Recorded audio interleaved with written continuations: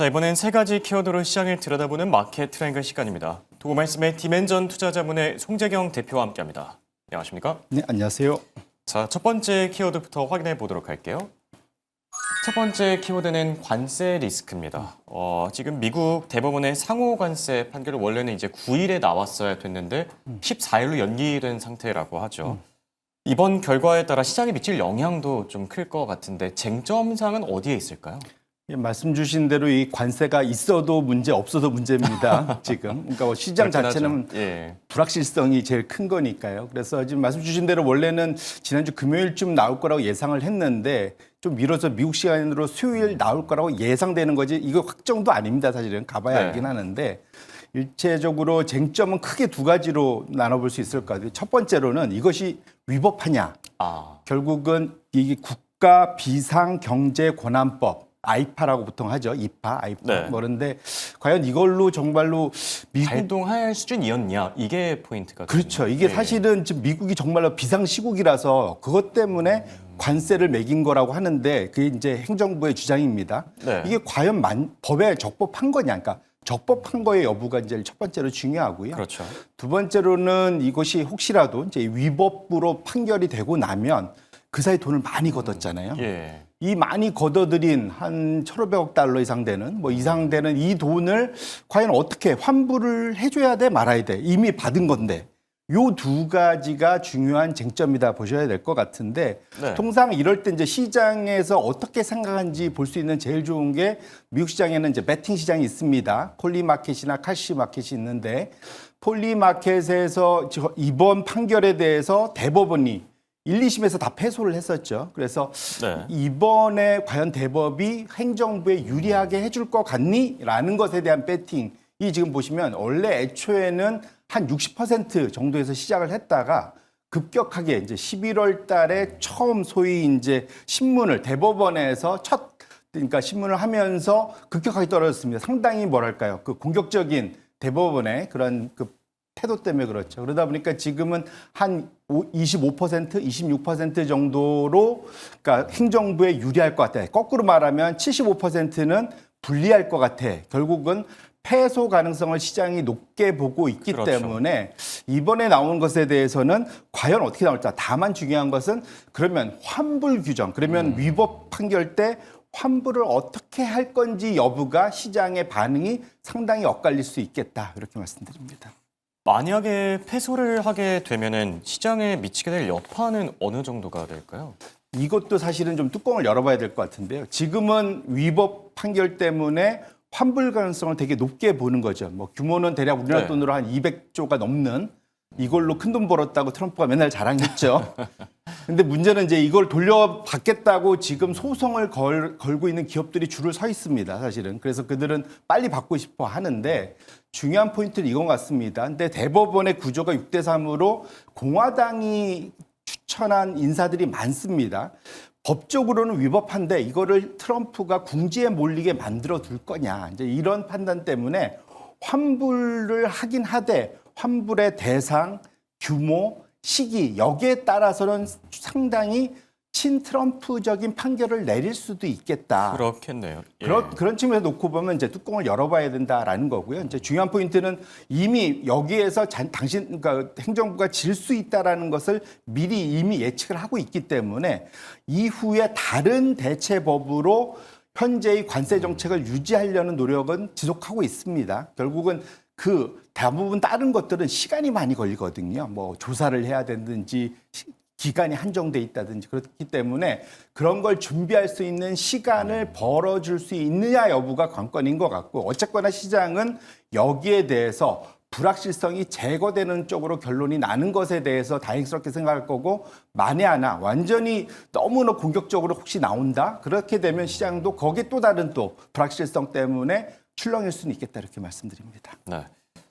그리고 앞서도 잠시 얘기해 주셨지만 환급의 규모 자체가 220조 원 정도로 평가를 받고 있는데 뭐 베센트는 현금 보유액 충분하다, 뭐 괜찮다라고 말은 하지만 이게 만약에 실제로 패소를 하게 될 경우에 그리고 환급 결정이 이루어질 경우에 물가나 금리는 어떤 영향을 미치게 될까요? 포인트는 아까 말씀드린 대로 너무 다급하게 이미 받아서 써버린 돈을 다시 돌려줘야 된다면 당장 급하면 돈을 빌려야 되잖아요. 그러다 보면 그 국채 발행 규모가 급격하게 빠르게 늘 수가 있습니다. 이렇게 된다면 금리가 상승 압력을 받을 수밖에 없고요. 이것 자체는 상대적으로 물가가 떨어지는 속도보다 단기간의 수급 때문에 채권 금리가 급등할 수 있는 가능성은 좀 열어두실 필요가 있고요. 그래서 제가 아까 시간을 벌어줄까 여부가 중요한 거다. 예. 그래서 결국은 이런 국채 발행이 과다하지 않게끔 시간을 벌어줄 수 있는 정도로 정책, 그 소위 판결이 나오느냐, 환불에 대한 그 구체적인 안이 좀 더 중요해진 상황이다 이렇게 말씀드립니다. 네. 자, 첫 번째 키워드로 관세 리스크 살펴봤고요. 두 번째 리스크 같이 확인해 보시죠. 두 번째 키워드는 트럼프 행정부의 돌로주의입니다. 지금 미국과 이 베네수엘라의 갈등도 조금 더 첨예해지고 있는 것 같고, 트럼프 대통령이 정말 대놓고 이제 이 베네수엘라 석유 쪽을 좀 이제 집어 삼켜 먹으려고 하는 그런 모습들도 보여주고 있는데, 미국 석유 회사들은 이 베네수엘라의 개발 모멘텀 어떻게 보고 있을까요? 일차적으로는 좀 온도 차이가 있는 것 같습니다. 무슨 말이냐면 트럼프는 베네수엘라 석유를 다시 옛날처럼 공격적으로 생산을 해서 그거를 관리하면서 전 세계의 유가를 떨어뜨리고 또 양을 P보다는 Q를 양을 늘려서 그와 관련된 세수 확보 이런 것들도 노리고 있는 것으로 파악이 됩니다. 다만 이것은 그러니까 소위 이게 남의 나라 얘기잖아요. 아무리 지금 미국이 힘이 세도 베네수엘라가 남의 나라입니다, 사실은. 예, 그래서 그렇죠. 과연 이것이 관리가 잘 될까의 여부에 대해서 상당히 이미 전에도 한번 국유화 경험을 겪었었기 때문에, 그러니까 소위 이제 차베스 시절에 2006년, 7년 시절에 이미 미국 기업들이 그 전에 나가서 개발하다가 차베스 시절에 한번 뺏겼던 경험이 있거든요. 그래서 과연 이것이 안정되게 갈까? 이런 이제 고민이 분명 있는 것 같습니다.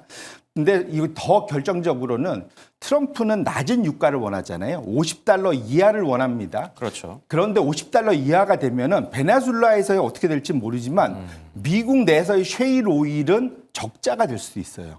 그러니까 적어도 지금 셰일 오일의 소위 BEP, 손익분기점이 되는 대체적인 유가는 적어도 $55 이상이고 네. 대략 $60가 넘어야 미국 내에서도 투자를 늘리는데 지금 트럼프는 $50 이하로 낮추라고 하면서 투자를 하라고 그러니까 에너지 기업들 입장에서는 중간에서 굳이 내가 이런 생각을 이제 하게 그럴 수 되는 거죠. 있겠죠. 예. 왜냐하면 특히 이제 미국 에너지 기업들은 특이하게 정부 말 잘 안 듣고 주주들한테 좀 더 친화적인 대표적인 그런 업종입니다.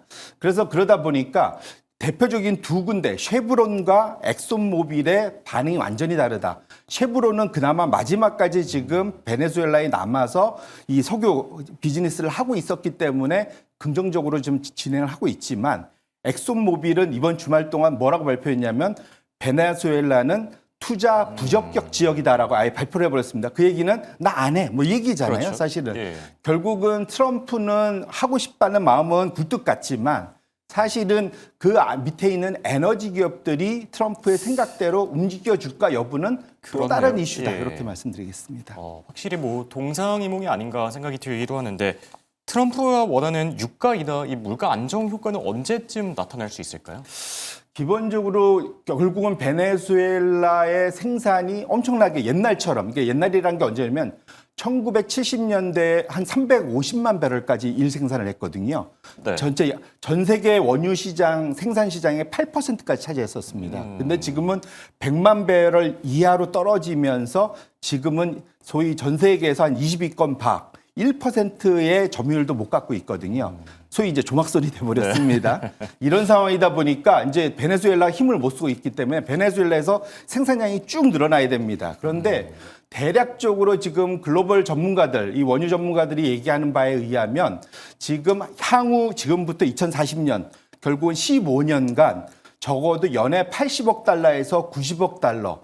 그러니까 다 합치면은 거의 1,200억 달러에서 1,800억 달러를 투자를 해야 된다. 이 규모가 어느 정도 되냐면 미국에 네. 있는 모든 에너지 기업들이 전체가 연간 투자하는 금액을 2년치를 합한 정도의 규모입니다. 엄청나게 큰 규모거든요. 그러니까 그렇네요. 이것을 정치적으로 좀 불확실한 베네수엘라에 무조건 정부 말만 믿고 투자한다? 그러다 트럼프 바뀌면 어떻게 되죠? 이런 문제가 생기는 거죠. 그러다 보니까 상대적으로는 그 생산까지 상당히 좀 시간이 오래 걸릴 수 있다. 두 번째로는 과연 베네수엘라에 그렇게 매장량이 많긴 한 거야? 아, 라는 근본적인 질문도 있습니다. 그렇네요. 사실은 전 세계에서 3천억 배럴 이상으로 전 세계 1등 매장량이라고 자랑하잖아요. 베네수엘라가. 네. 근데 이것이 자체 아, 발표입니다. 더군다나 차베스 시절에 지금 차트가 있는데 2007년 전까지는 1,000억 배럴이라고 매장량이 글로벌리 이게 이제 서로 평가가 됐는데 급격히 올랐네요. 불과 예. 3년 사이에 갑자기 3,000억 배럴이 된 거예요. 아, 이게 그것도 이제 자체적으로 그러니까 이게 결국 그 안에서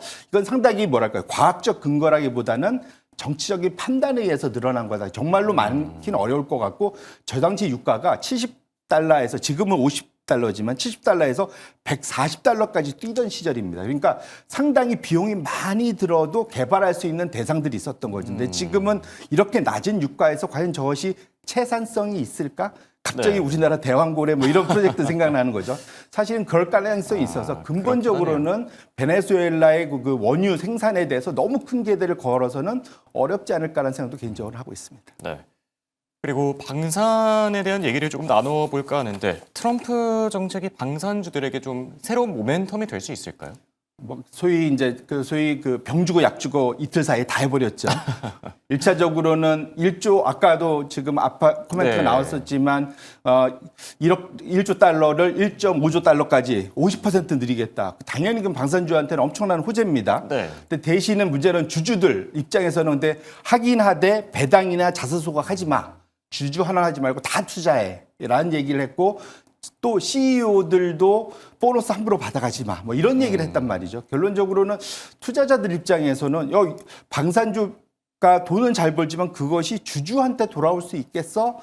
라는 걱정이 이제 첫 번째에 올 수 있고요. 이제 두 번째로는 또 하나는 사실은 이것 자체가 이게 그러니까 우리 입장에서는 긍정적일 수 있는 게 이게 글로벌 군비 경쟁으로 확산될 수가 있습니다. 예. 미국이 다른 나라 지켜주지 않고 우리 자국만을 위해서 심지어는 약간은 제국주의적으로 지금 군비를 늘리고 있기 때문에 다른 나라도 발맞춰서 같이 늘려줘야 되는 상황인데 이거를 미국이 두려워서 늘려야 되는데 미국으로부터 사올 수는 없잖아요. 예. 그러니까 다른 나라한테 사와야 되기 때문에 상대적으로는 거기에 상대적으로 유럽은 자체적으로 하거나 우리나라에서 가져가야 된다는 그런 측면에서는 매우 긍정적일 수 있겠다 봐야 될 것 같은데요.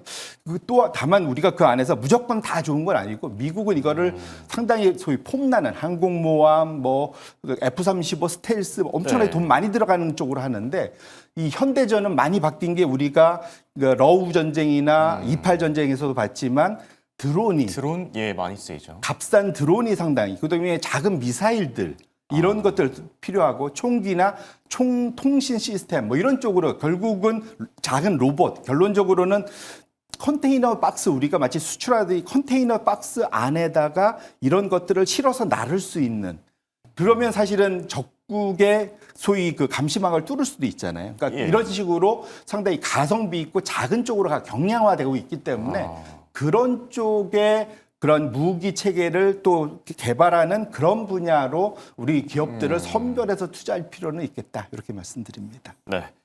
방산주 가운데서도 좀 중소형주들 많이 챙겨보는 것도 좋을 듯 하고요. 자, 세 번째 키워드 같이 보도록 할게요. 세 번째 키워드는 FOMC 변수입니다. 뭐 지표들도 계속 나오고 있고 금리 같은 경우도 지금 뭐 동결적으로 많이 기운 것 같은데 1월 달에 금리 향방 어떻게 보고 계세요? 말씀 주신 대로 결론적으로 말씀드리면 1월부터 거의 한 4월까지는 현재 수준에서는 금리가 동결될 가능성이 높다. 3월도 좀 어려울까요? 쉽지 않아 보이고요. 이제 만약 그러려면 금리 인하가 나오려면 고용 지표가 엄청나게 부러져야 됩니다. 사실은 그런 식으로 엄청난 그러니까 그 경제 지표가 안 좋게 나와야 되는데 그럴 가능성은 현재 상황에서는 그렇게 커 보이질 않는다. 사실 그렇기 때문에 시장에서는 4월까지도 지금 인하 확률을 40% 이하로 좀 낮춘 상황. 유지 확률이 지금 여전히 더 높습니다. 한 60% 가까이 높아져 있습니다. 그리고 결정적으로 더 중요한 건 시장이 중요하게 보는 것은 2월 전후로, 그러니까 1월 말 2월 달에 있을 큰 연준의 변화. 대표적으로는 연준 의장 후보가 확정이 되겠죠. 투 캐빈 중에 누가 될 거냐. 누가 되든 상당히 친트럼프적일 것은 확실한데 더 중요한 것은 5년마다 바뀌는 12개의 지역은행장들이 싹 다 바뀝니다. 사실은 지금 연준을 장악하지 못한 이유도 지역 연은장들의 반발 때문에 그렇거든요. 그래서 성향이 중요하기 때문에 그렇죠. 오히려 좀 시장에서 더 집중하고 있는 것은 12명의 지역 연은장이 과연 트럼프의 상당히 친화적으로 그런 인사들이 뽑힐 수 있는가가 매우 더 중요할 거다. 그렇기 때문에 2월경에 그들이 나오면 그들에 대한 성향이 분석될 거고 거기에 맞춰서 오히려 시장이 더 반응할 수가 있기 때문에 우리 투자자분들은 거기에 좀 더 집중하실 필요가 있겠다. 이렇게 말씀드립니다. 네. 그렇다면 이번 주 투자 전략은 어떻게 세우는 게 중요할까요? 1차적으로는 매우 좀 좋은 출발을 했습니다. 연초에 뭐 미국도 그렇고 우리도 그렇고 우리나라는 특히 뭐 작년이요 올해도 이제 세계 1등으로도 울뚝 올라섰습니다. 8%대 이상의 지금 상승률을 네. 보이고 있고요. 이런 분위기가 통상 잘 가는데 중요한 거는 1월 달에 업종 1, 2위가 상반기를 주도합니다. 그렇기 때문에 지금 불과 일주 반 사이에 업종 1, 2위가 막 등락이 바뀌고 있어요. 네. 당분간 앞으로 한 3주 남았잖아요. 그 기간 동안 앞으로 이 업종 중에 1, 2등이 누가 되는지를 잘 지켜보실 필요가 있고요. 그쪽에다가 포트폴리오 비중을 좀 더 확대하시는 것이 상반기를 좀 편안하게 갈 수 있는 투자 전략이지 않을까 이렇게 말씀드립니다. 네. 지금까지 도 말씀에 송재경 디멘전 투자자문 대표와 함께했습니다. 대단히 고맙습니다. 네, 고맙습니다.